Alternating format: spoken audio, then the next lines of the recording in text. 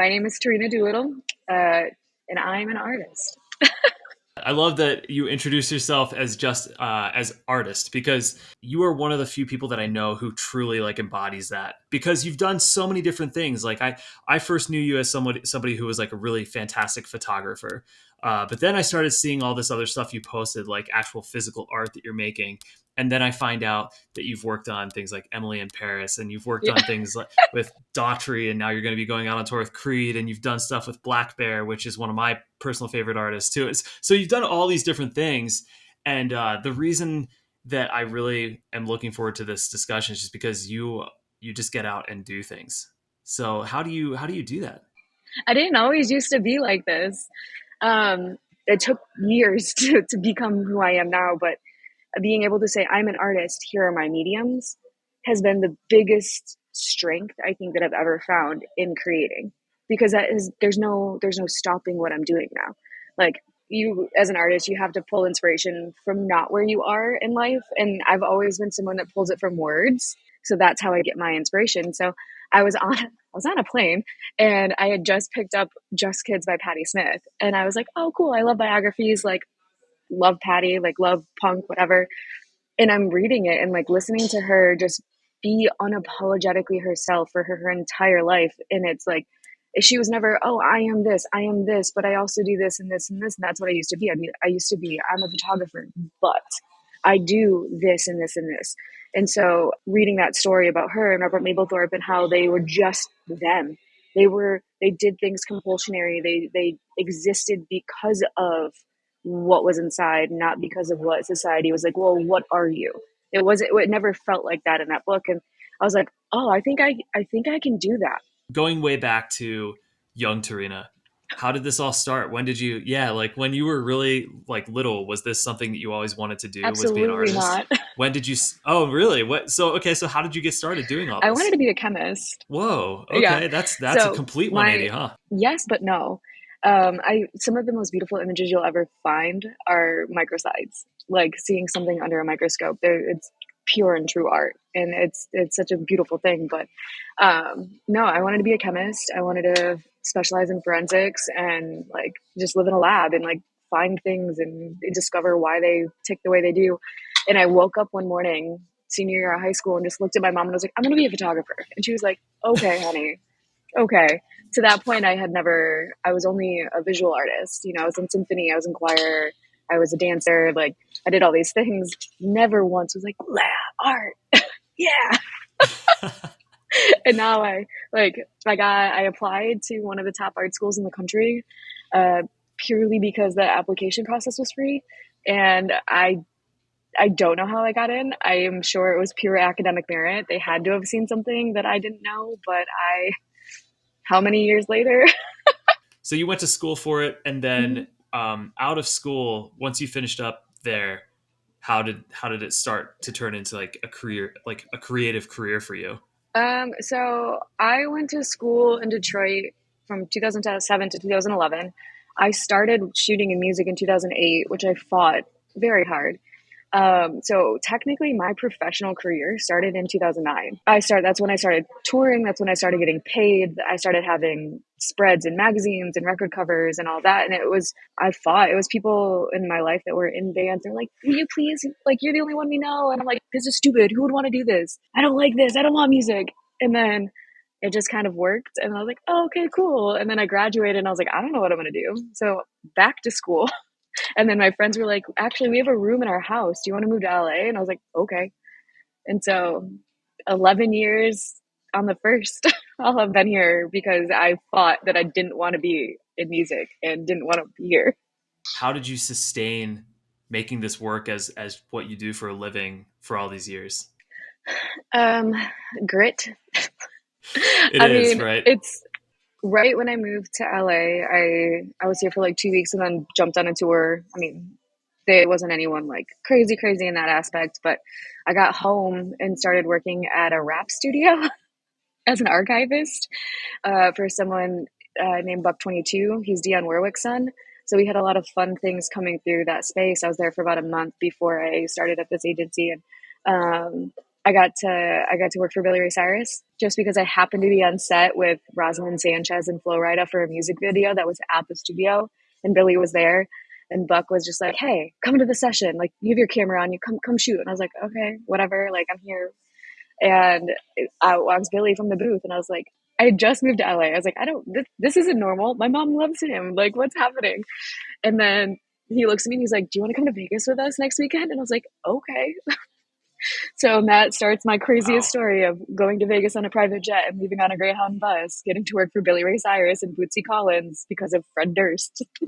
That is so crazy. And so like everybody's always trying to figure out what's next and how to make this a sustainable thing. But really it's like one day you're doing this thing and the next Yeah, you're on a private jet with Billy yeah, Ray Cyrus. And it's like, that's what's crazy is like, you really just don't know. And if you're kind of open to the possibilities and you put yourself out there and you meet people, these things can really kind of just start to happen. And it feels it's so like, nuts. yeah, and like, have you ever had people from the outside look at you and go like, "Wow, you're so lucky. How did that happen?" Like, "Oh, you must be doing X, Y, and Z to do all that." But really, like internally, like this is It's all not how just it like you're works. just it's just kind of like flowing, right? When I come from a really tiny town of like 3,000 people in the Midwest. And so the rare times I go home and see people outside of my family, the first question is always, well, how many famous people do you know? And it's this like really uncomfortable thing to be like, well, half my friends and half my clients, which it used to be like all of my clients. I don't know.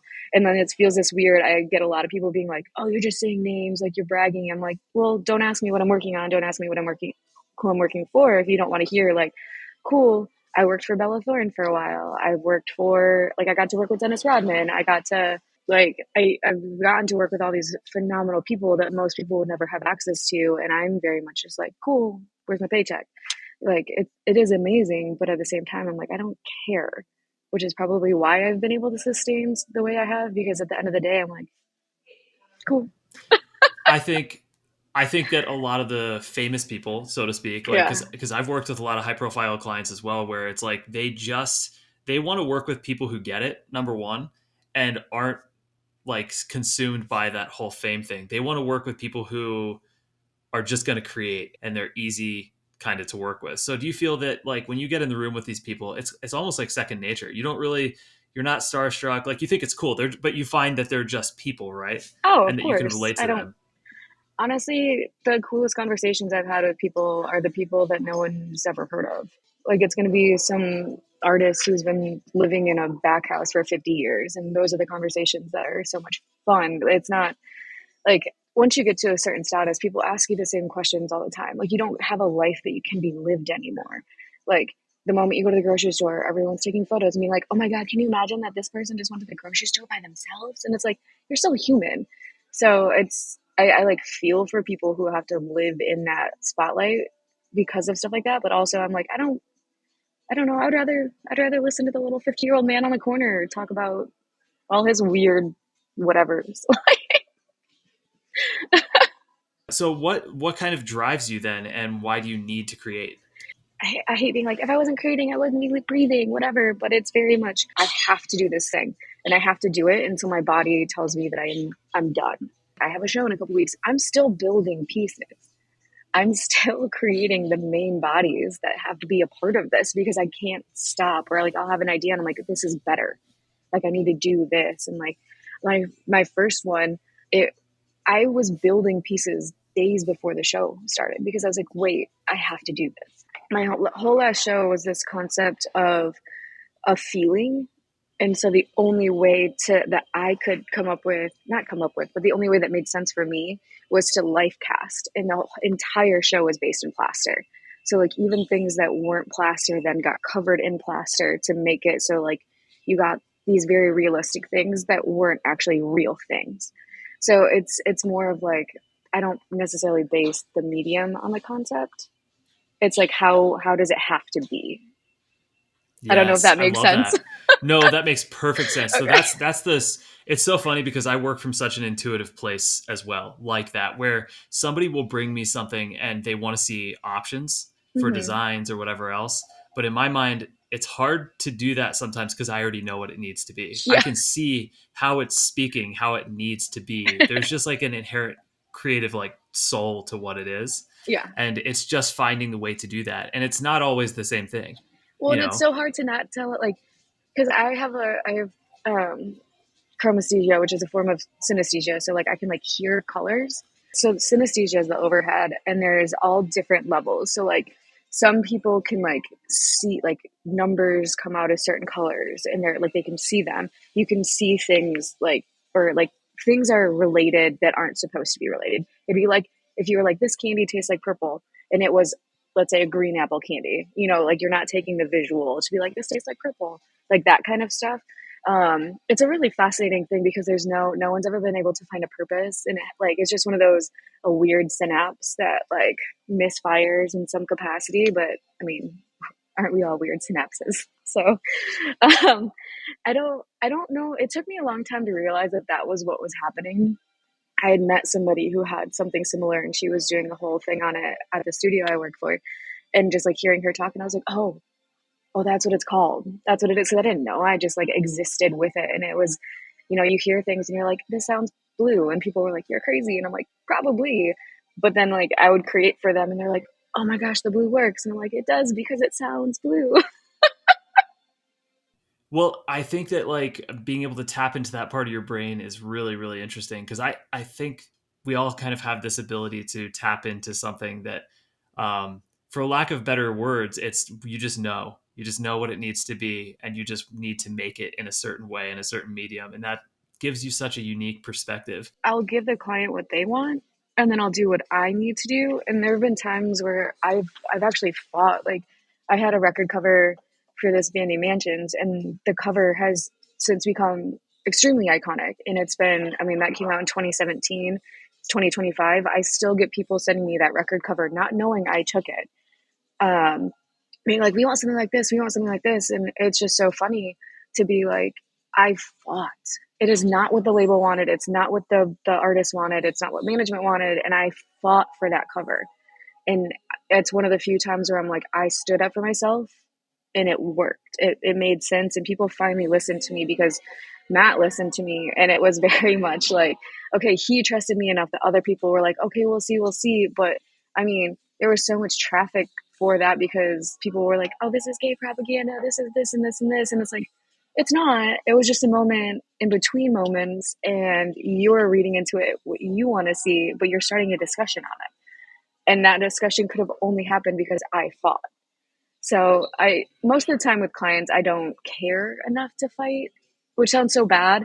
Or I'll do what I want to do as an addendum, and I'll just like slip it into the folder, and they'll be like, "Wait, where did this come from?" Be like, "Oh, I don't know." Have you ever confronted a time where you felt like this isn't working, like you're hitting all these walls and you think maybe this isn't what you're going to be able to do long term and you might give Every up? day. Like, yeah. Oh, wow. What do you do about that? How do you keep that at bay? Sometimes I call my mom crying.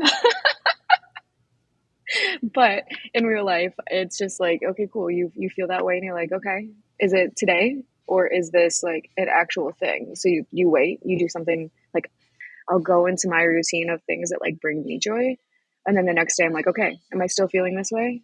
Was this a moment, or is this something I need to actually consider? And if it's depending on how what that answer is, then I do things that can kind of combat that. But at the end of the day, I'm still here. No matter how many times I've been like, fuck LA, I need to leave. I'm still here. And I'm grateful like touring has a huge impact on that too, because when I'm having moments, I can be like, cool, I know that I leave in just under 2 months. So I'm going to be gone. I can put some of these moments behind me for a little bit and be like, okay, I'm going to change my focus, and now I'm going to work for somebody else versus trying to like create for myself or like trying to force like creative through somebody. So it's I'm fortunate in that sense, but I think the whole point of being an artist is that you want to quit every day. Yeah, I mean, it can be we really put a lot of ourselves into it, and it's really hard to separate who we are at the core from doing what we do for work. And yeah, I mean, it's constant evolution of like every day you're just trying to keep things moving. Yeah. Well, and the fun thing is I get even recently I've had people message me on Instagram and just being like, seeing the way you create and the fact that you just keep going, like you just keep creating, and it's so inspiring to me. Like when I started in music, when I started in school, I didn't know any artists. I didn't know anybody who worked in music. I didn't have anyone to lean on. So I've always had to figure it out by myself.